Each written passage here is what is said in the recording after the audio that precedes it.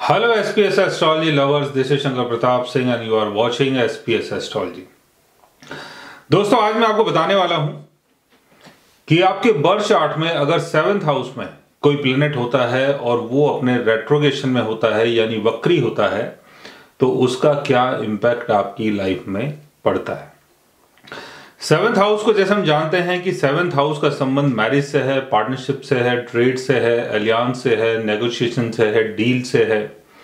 और जो भी आप बार्गेन करते हैं, मार्केट में जाते हैं, डील करते हैं और जो भी शॉपिंग करते हैं, शॉपिंग के दौरान जो आपकी बातें होती हैं कि इतना कम कर लो, इतना थोड़ा सा एडजस्ट कर लो, ये सारी चीजें 7th हाउस से देखी जाती हैं। 7th हाउस यानी पार्टनरशिप।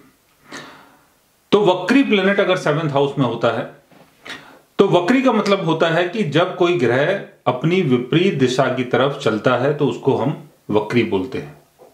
यानी जब वो उल्टा काम करना शुरू कर देता है या उल्टी दिशा की तरफ चलता है तब से हम वक्री बोलते हैं। और राहु और केतु तो ऑल टाइम ही वक्री रहते हैं।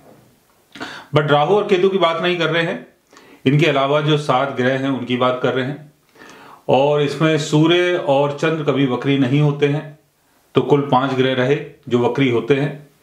तो उन 5 ग्रह में से अगर कोई ग्रह 7th हाउस में होता है तो उसके कारण क्या होता है कि 7th हाउस की चीजें कई बार डिले हो जाती हैं। और वक्री का मतलब यह हुआ कि आपको बार बार एफर्ट्स लगाना है जब जाके वो चीजें आपको मिलेंगी और एक सर्टेन टाइम के बाद मिलेंगी। तो समझने की कोशिश करते हैं कि 7th हाउस क्या है और 7th हाउस के लॉर्ड की प्लेसमेंट अगर अच्छी हो तब क्या होता है, बुरी हो तब क्या होता है, शनि के साथ अगर कोई रेट्रोग्रेड प्लेनेट अगर 7th हाउस में है तब क्या होता है, राहु के साथ हो तब क्या होता है। तो समझने की कोशिश करते हैं, चलते हैं बोर्ड की तरफ। तो ये है आपका लगन चार्ट, मून चार्ट, चालीस चार्ट। इसमें अगर हम 7th हाउस की बात कर रहे हैं तो ये है आपका 7th हाउस। 7th हाउस में अगर कोई वक्री प्लेनेट है, मान लेते हैं कि मरकरी यहां पर अपने रेट्रोगेशन में है, मरकरी वक्री है। तो इसके चक्कर में क्या होगा, 7th हाउस की चीजें डिले हो जाएंगी। यानी मैरिज, पार्टनरशिप, अलियांस, कोई भी आप कॉन्ट्रैक्ट साइन कर रहे हो उसमें बीच बीच में काफी बाधाएं आएंगी और उसके लिए आपको बार बार मेहनत करनी है।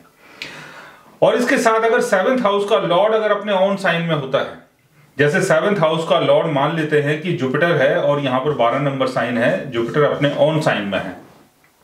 जुपिटर अगर अपने ओन साइन में है तो बार बार एफर्ट्स लगाने के बाद 7th हाउस की चीजें मिल जाती हैं। जुपिटर अगर केंद्र भाव में है, लाभ भाव में है, त्रिकोण भाव में है, 2nd हाउस में है तो मेहनत करने के बाद वो चीजें मिल जाती हैं जो आप चाहते हैं कि 7th हाउस से वो चीजें आपको मिले। लेकिन जुपिटर अगर कंबस्ट हो जाता है, जैसे जुपिटर अगर सन के साथ प्लेस्ड है, यहीं पर प्लेस है और कंबस्ट हो गया, या जुपिटर अगर आपका 6th हाउस में है, सन के साथ प्लेस्ड है, 6th हाउस में भी है और केतु के साथ है तो बहुत ज्यादा वीक हो गया। या जुपिटर अगर आपका 8th हाउस में है, जुपिटर जैसे मान लेते हैं कि 8th हाउस में यहां पर है और जुपिटर यहां पर सैटर्न के साथ है तो जुपिटर की चीजें यानी 7th हाउस की चीजें और ज्यादा डिले हो जाएंगी। एक तो शनि के साथ वो बैठ गया, दूसरा यहां पर वक्री प्लेनेट आ गया, यानी 7th हाउस की चीजों के लिए आपको बहुत स्ट्रगल करना है। अब मैरिज के लिए आपको स्ट्रगल करना पड़ेगा, पार्टनरशिप के लिए स्ट्रगल करना पड़ेगा, कोई भी डील साइन कर रहे हैं, किसी से मिल रहे हैं, किसी से बात कर रहे हैं, कोई भी बिजनेस हो गया, कॉन्ट्रैक्ट हो गया, कुछ भी अगर ऐसा कर रहे हैं तो उसमें काफी स्ट्रगल आपको करना पड़ सकता है। सेम इसी तरीके से अगर सैटर्न का एस्पेक्ट अगर यहां पर पड़ जाता है या सैटर्न यहां पर है, यहां से सैटर्न अगर 7th हाउस को देखता है तो 7th हाउस की चीजें 35 की एज तक डिले हो जाती हैं। या 7th हाउस का लॉर्ड जैसे मैंने बताया कि सैटर्न के साथ हो, चाहे यहां पर हो, यहां पर हो, यहां पर हो, कहीं भी हो, तब भी चीजें डिले हो सकती है। और अगर राहु की प्लेसमेंट अगर 7th हाउस में हो जाती है तो 42 की एज तक आपको काफी स्ट्रगल करना पड़ सकता है। और 7th हाउस का लॉर्ड अगर राहु के साथ प्लेस्ड होता है तब भी आपको 42 की एज तक कई बार स्ट्रगल करना पड़ सकता है। राहु का एस्पेक्ट अगर 7th हाउस के ऊपर पड़ता हो, जैसे यहां पर राहु है, ये यहां पर राहु है, तब भी आपको काफी स्ट्रगल करना पड़ सकता है। केतु की प्लेसमेंट अगर यहां पर होती है और केतु का एस्पेक्ट अगर 7th हाउस में पड़ता है, या केतु की प्लेसमेंट अगर यहां होती है, यहां से केतु 7th हाउस को देखता है, या केतु अगर 7th हाउस में है तो 7th हाउस की चीजों को आप इनिशियल लाइफ में बहुत ज्यादा एक्सपीरियंस करते हैं और बाद में वहां से सेपरेट हो जाते हैं।